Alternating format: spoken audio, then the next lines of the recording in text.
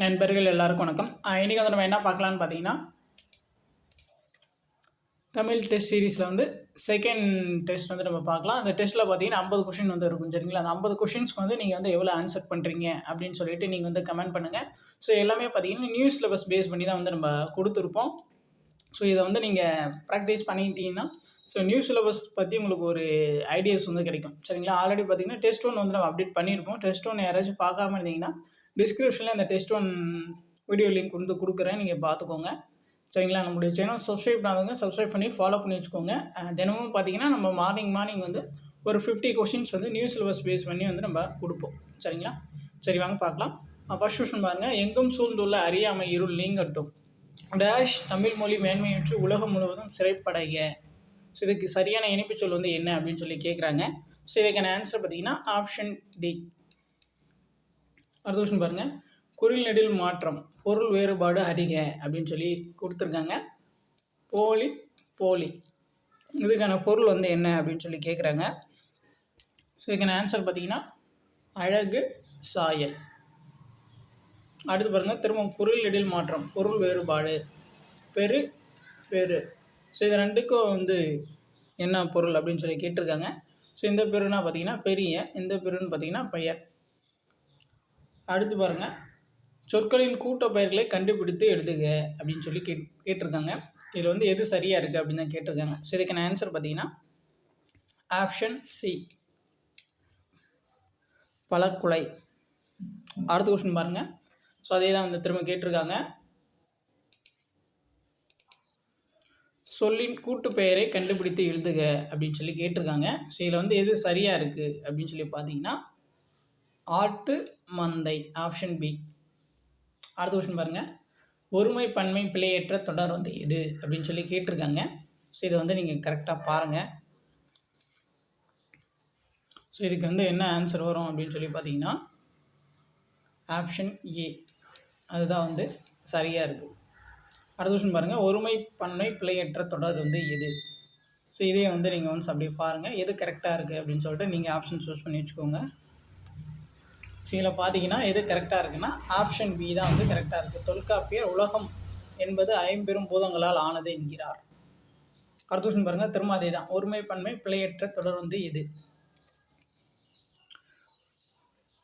So இதில் வந்து எது கரெக்டாக இருக்குது அப்படின்னு சொல்லி பார்த்தீங்கன்னா ஆப்ஷன் பி. கலிங்க வீரர்கள் ஒருவரை ஒருவர் முந்திக் கொண்டு ஓடினர். அடுத்தது பாருங்கள்.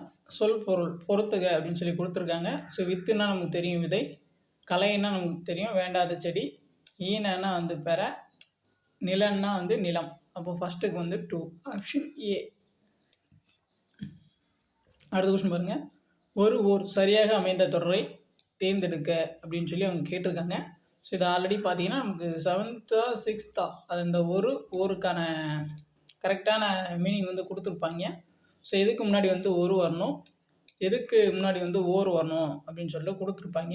ஆல்ரெடி பார்த்தீங்கன்னா நம்ம ஸ்டூடெண்ட்ஸ் வந்து டெஸ்ட்டில் வந்து கம்ப்ளீட் பண்ணிட்டாங்க. ஸோ அவங்களுக்கு வந்து இது வந்து ஈஸியாக தெரியும். ஸோ நம்ம சேனலில் பார்த்தீங்கன்னா ஃப்ரீயாக தமிழ் டெஸ்ட் சீரிஸ் வந்து ப்ரொவைட் பண்ணி கொடுத்துட்ருக்கோம். யாருக்காச்சும் டெஸ்ட் சீரிஸ் வந்து தமிழ், ஜிஎஸ், மேக்ஸ் ஃப்ரீயாக வேணும்னா டிஸ்கிரிப்ஷனில் டெலகிராம் லிங்க் கொடுக்குறேன், நீங்கள் கிளிக் பண்ணி ஜாயின் பண்ணிக்கலாம். ஸோ இதில் வந்து எது சரியாக இருக்குது அப்படின்னு சொல்லி பார்த்தீங்கன்னா ஆப்ஷன் பி. ஒரு காட்டின் வளத்தை குறிக்கும் குறியீடு புலியாகும். ஸோ அதுதான் வந்து சரியாக இருக்குது. ஸோ அடுத்த கொஸ்டின் பாருங்கள். அதே தான். திரும்ப வந்து ஒரு ஓர் சரியாக அமைந்த தொடர் வந்து எது அப்படின்னு சொல்லி கேட்குறாங்க. ஸோ இதுக்கு பார்த்தீங்கன்னா எது சரியாக இருக்குன்னா ஆப்ஷன் பி தான் வந்து சரியாக இருக்குது, சரிங்களா? ஸோ இந்த ஓர் பார்த்தீங்கன்னா உயிரெழுத்துக்கு முன்னாடி தான் வரணும், சரிங்களா? ஒரு பார்த்தீங்கன்னா அந்த உயிர்மை எழுத்துக்கு முன்னாடி தான் வரணும். ஸோ இதான் வந்து கான்செப்ட். ஸோ ஓர் வந்துச்சுன்னா அது பார்த்தீங்கன்னா உயிர் எழுத்துக்கு முன்னாடி இருக்கணும். ஒரு பார்த்தீங்கன்னா உயிர்மை எழுத்துக்கு முன்னாடி இருக்கணும், சரிங்களா? ஸோ அந்த ரூல்ஸை வந்து ஃபாலோ பண்ணியிருக்கணும். ஸோ அந்த ஃபார்மேட் தெரிஞ்சுன்னா அவங்களால வந்து இந்த 2 கொஷின் வந்து ஆன்சர் பண்ணியிருக்க முடியும். சிம்பிளான கிராமர் வந்து அதுதான். அடுத்து பார்த்திங்கன்னா பொருத்தமான பொருளை தெரிவு செய்க. யாண்டு என்ற சொல்லின் பொருள் வந்து என்ன அப்படின்னு சொல்லி கேட்குறாங்க. ஸோ இதுக்கான ஆன்சர் பார்த்திங்கன்னா ஆப்ஷன் சி எங்கு. யாண்டுனா எங்கு. அடுத்து பாருங்கள், பொருத்தமான பொருளை தெரிவு செய்தல். உரு என்ற சொல்லின் பொருள் டேஷ் அப்படின்னு சொல்லி கேட்டிருக்காங்க. ஸோ உருனா என்ன அப்படின்னு கேட்டிருக்காங்க. ஸோ இதுக்கான ஆன்சர் பார்த்தீங்கன்னா ஆப்ஷன் சி, அழகு. அடுத்த கொஸ்டின் பாருங்கள், பொருத்தமான பொருளை தெரிவு செய்தல். கிளை என்ற பொருளை கொண்ட சொல் வந்து என்ன அப்படின்னு சொல்லி கேட்குறாங்க. ஸோ கிளைனா கொம்பு, ஆப்ஷன் பி. அடுத்து பாருங்கள், தவறான இணையை தேர்ந்தெடுக்க. ஸோ இதில் வந்து எது தப்பாக இருக்குது அப்படின்னு சொல்லி கேட்குறாங்க. செவ்வியல் இலக்கியம் வந்து கிளாசிக்கல் லிட்ரேச்சர், அது சரி. காப்பிய இலக்கியம் வந்து எபிக் லிட்ரேச்சர், அது சரி. பக்தி இலக்கியம் பார்த்திங்கன்னா டிவிஷனல் லிட்ரேச்சர், அது வந்து சரி. நவீன இலக்கியம் பார்த்திங்கன்னா மாடர்ன் லிட்ரேச்சர் அப்படின்னு சொல்லிட்டு வரணும். இங்கே வந்து பார்த்திங்கன்னா ஃபோல்க் லிட்ரேச்சர் அப்படின்னு சொல்லி கொடுத்துருக்காங்க. ஃபோல்க் லிட்ரேச்சர்னால் நாட்டுப்புற இலக்கியம், சரிங்களா? அப்போ இதுதான் வந்து தப்பாக இருக்குது, ஆப்ஷன் டி. அடுத்து பாருங்கள், குரல் நெடில் மாற்றம், பொருள் வேறுபாடு அறிக. வெள்ளம், வெள்ளம், இந்த வெள்ளம்னா அது, இந்த வெள்ளம்னா என்ன அப்படின்னு சொல்லி கேட்குறாங்க. ஸோ இந்த வெள்ளம்னா பார்த்திங்கன்னா இனிப்பு, இந்த வெள்ளம்னா பார்த்திங்கன்னா ஓடும் நீர், ஆப்ஷன் சி. அடுத்த கொஸ்டின் பாருங்கள், ஒரு பொருள் தரும் இரு சொற்களை தேர்ந்தெடுக்க அப்படின்னு சொல்லி கேட்டிருக்காங்க. மாலை. ஸோ மாலைன்னா என்ன அப்படின்னு சொல்லி கேட்டிருக்காங்க. மாலைன்னா பார்த்திங்கன்னா பூ மாலை, மாலை பொழுது. ஸோ ரெண்டுமே வந்து குறிக்கும். அடுத்து பாருங்கள், அழைப்புக்குள் உள்ள சொல்லை தகுந்த இடத்தில் சேர்க்க. வாடை காற்று. ஸோ வாடை காற்றுனா ஸோ வடக்கிலிருந்து வீசும் காற்றை வந்து வாடை காற்று அப்படின்னு சொல்லிட்டு சொல்லுவாங்க, ஆப்ஷன் சி. அடுத்த கொஸ்டின் பாருங்கள், சரியான வினாச்சொல்லை தேர்ந்தெடு. உன் வீடு டேஷ் அமைந்துள்ளது. ஸோ இதுக்கு சரியான வினாச்சொல் வந்து என்ன அப்படின்னு சொல்லி பார்த்தீங்கன்னா எங்கே. உன் வீடு எங்கே உள்ளது, ஆப்ஷன் சி. அடுத்து பாருங்கள்,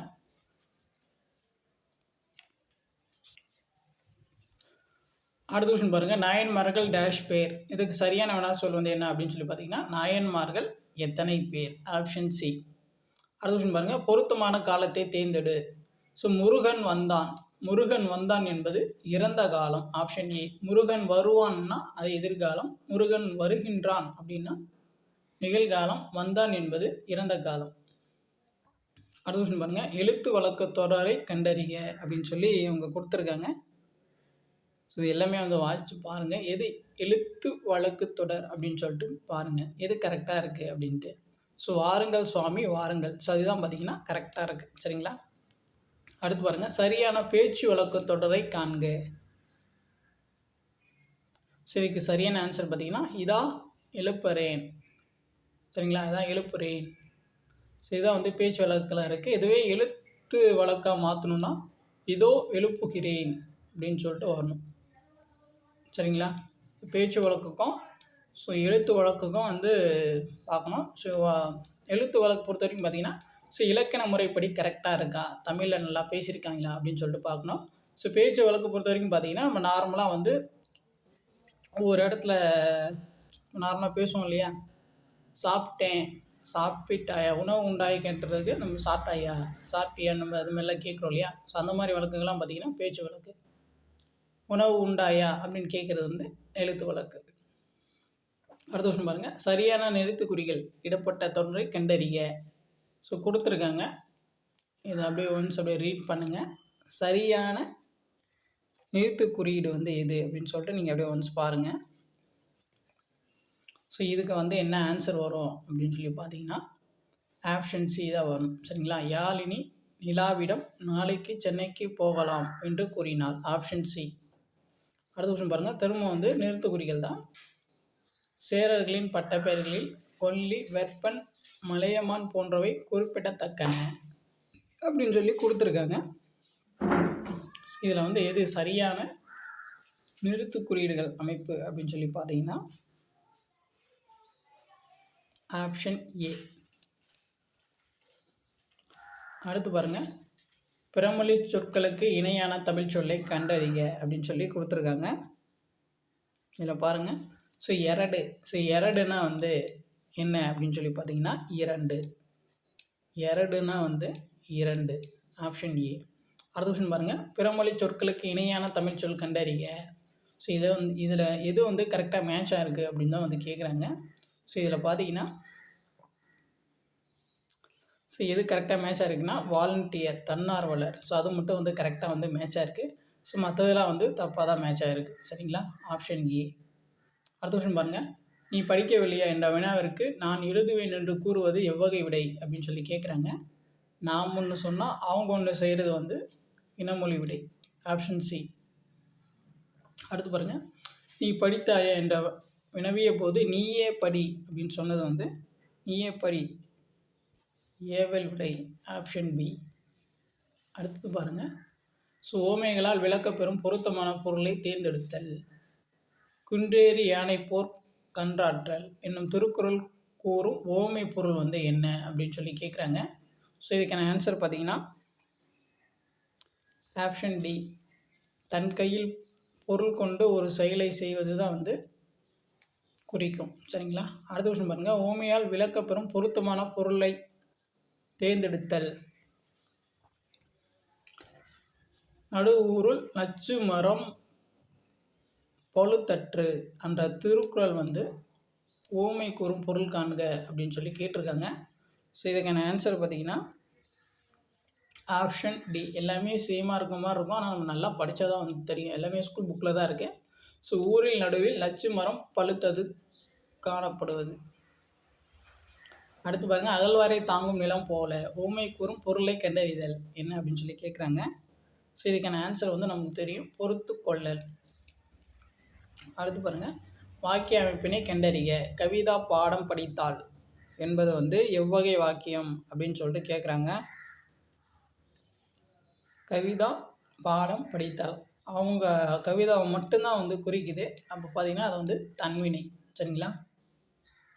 அடுத்து பாருங்கள்.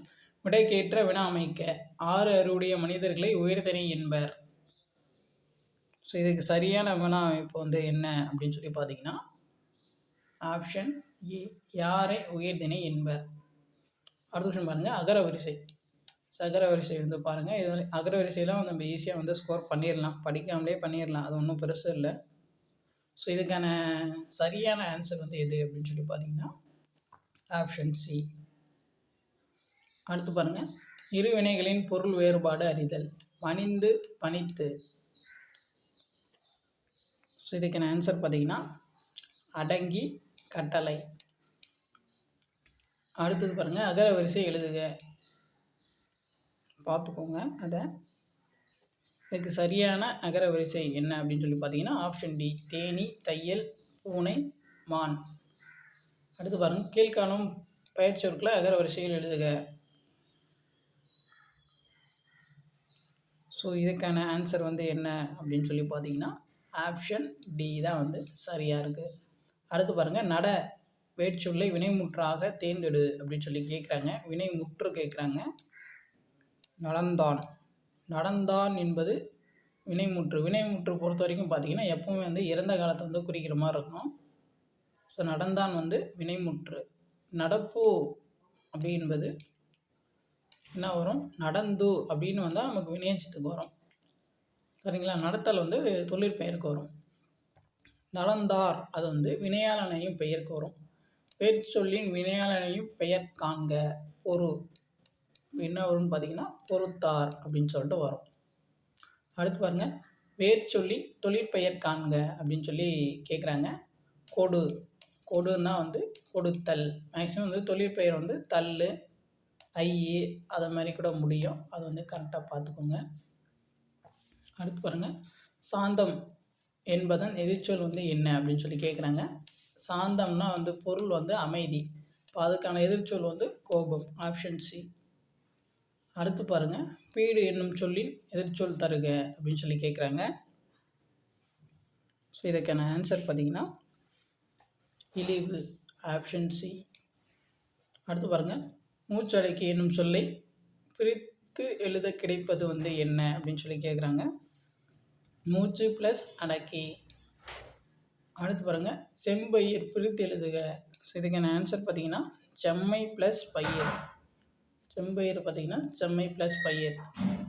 சொல்லை பிரித்து எழுதுக. பிரித்து எழுதுகவே வந்து பிரித்தலை சொல்லியிருக்காங்க. பிரித்து ப்ளஸ் எழுதுக. அடுத்து பாருங்கள். ஆங்கில சொல்லுக்கு நேரான தமிழ் சொல்லை எழுதுக. கிராப்ஸ். கிராப்ஸ்னால் வந்து என்ன அப்படின்னு சொல்லி பார்த்தீங்கன்னா ஆப்ஷன் ஏ, கைவினை பொருட்கள். அடுத்து பாருங்கள். கலைச்சொல் அறிக. வாட்ஸ்அப். வாட்ஸ்அப்னால் நமக்கு தெரியும், ஆப்ஷன் டி, புலனம். அடுத்து பாருங்கள், சந்திப்பிழையற்ற தொடரை வந்து காண்க அப்படின்னு சொல்லி கேட்குறாங்க. அப்படியே ஒன்ஸ் நீங்கள் அதிலே அப்படியே ரீட் பண்ணி பாருங்கள். சந்திப்பிழையற்ற தொடர், இதில் வந்து எது சந்திப்பிழையற்றது கரெக்டாக இருக்குது அப்படின்னு சொல்லி பார்த்தீங்கன்னா, ஆப்ஷன் ஏ, பாலை குடித்து விட்டு பள்ளிக்கு புறப்பட்டாள். ஆப்ஷன் ஏ தான் வந்து சரியாக இருக்குது. அடுத்த கொஸ்டின் பாருங்கள், மரபு பிழைகளை நீக்கி எழுதுக அப்படின்னு சொல்லி அவங்க கொடுத்துருக்காங்க. ஸோ இதுக்கான சரியான ஆன்சர் பார்த்தீங்கன்னா ஆப்ஷன் சி, மரத்தில் குயில் கூவி கொண்டிருந்தது. குயில் கூவும் தானே வரணும். ஸோ மரத்தில் குயில் கூவி கொண்டிருந்தது. ஸோ அவ்வளோதான். இன்றைக்கான டெஸ்ட் கொஷினில் 50 வந்து நம்ம கம்ப்ளீட் பண்ணியாச்சு. ஸோ 50க்கு வந்து நீங்கள் எவ்வளோ ஸ்கோர் பண்ணீங்க அப்படின்னு சொல்லிட்டு நீங்கள் வந்து கமெண்ட் பண்ணுங்கள். சரிங்களா? நம்ம சேனலில் பார்த்தீங்கன்னா எவ்ரிடே மார்னிங் வந்து ஒரு 50 தமிழ் கொஷின் வந்து டெஸ்ட் ப்ராக்டிஸ் மாதிரி கொடுப்போம். நீங்கள் வந்து அதை நீங்கள் ப்ராக்டிஸ் பண்ணிவிட்டு, மேக்ஸிமம் வந்து நம்ம எல்லாமே படிச்சிருப்போம், ப்ராக்டிஸ் பண்ணிவிட்டு எவ்வளோ ஸ்கோர் பண்ணுறீங்கன்னு சொல்லிட்டு கமெண்ட் பண்ணுங்கள். உங்களுக்கு ப்ரீவியஸ் இயர் கொஷின்ஸ் பார்த்த மாதிரியும் இருக்கும், ப்ராக்டிஸ் பண்ண மாதிரியும் இருக்கும். சரிங்களா? நம்மளுடைய சேனல் சப்ஸ்கிரைப் பண்ணாதுங்க, அதை சப்ஸ்கிரைப் பண்ணி ஃபாலோ பண்ணி வச்சுக்கோங்க. வேறு ஏதாச்சும் டவுட் இருந்துச்சுன்னா, ஃபீட்பேக் இருந்துச்சுன்னா நீங்கள் வந்து கமெண்ட் பண்ணுங்கள். தேங்க்யூ.